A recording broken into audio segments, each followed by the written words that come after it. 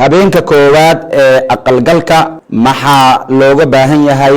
lamaanayaasha maxaase haboon inay sameeyaan maxaana habooneen awalan waxaa laga rabaa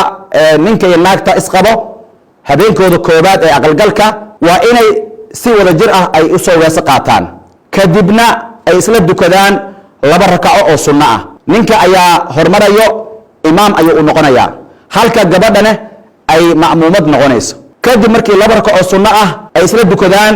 galaas caano ah ayuu soo qabanaya ha noqdeen galaas caano oo boora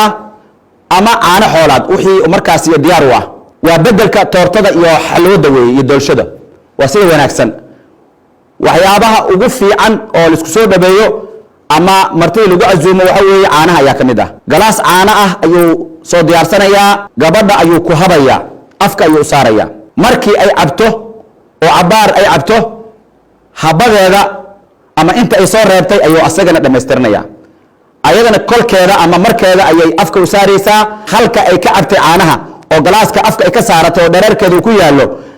ayuu asagana ka cabaya si markaas ay isku gaaraan labada dhereer oo dhereerka ninka iyo dhereerka naagta